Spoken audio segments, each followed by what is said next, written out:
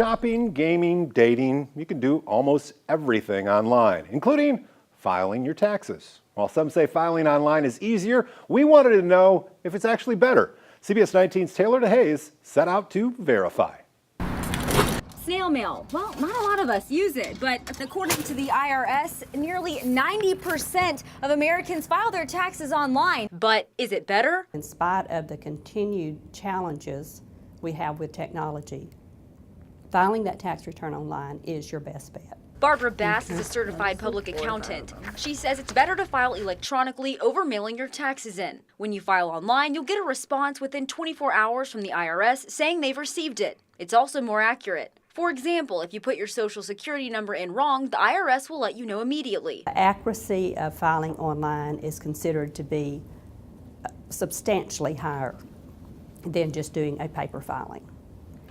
So you're going to get errors if it's not done right. You can correct those right there before you transmit to the IRS and then have a better product. It also expedites your tax refund. IRS spokesperson Cecilia Barreta says filing online is the best way. However, it's all about choosing who files your taxes that'll make the difference. The IRS expects about 90% of returns to be filed electronically. Choosing e-file and direct deposit remains the fastest and safest way to file an accurate income tax return and receive a refund. So is filing your taxes online better than filing them by mail? After talking with the CPA and the IRS, we verified this is true. Barreta says there are a few things you'll want to watch out for when finding a person to do your filing. Avoid a fly-by-night preparer.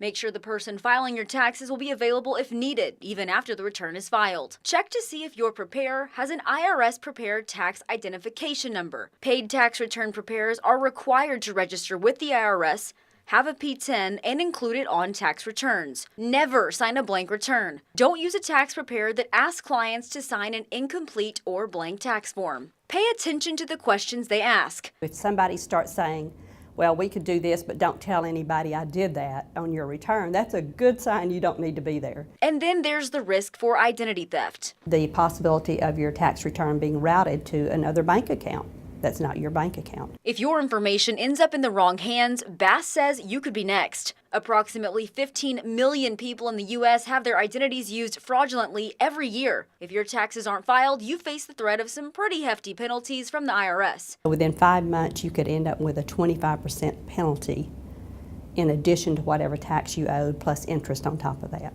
Taylor DeHaze, CBS 19. Now, don't forget your 2017 taxes are due on April 17th. If there's something you'd like us to verify, head to our Facebook page, KYTX CBS 19. Go ahead, use the hashtag CBS19Verify, or you can send us an email to verify@cbs19.tv.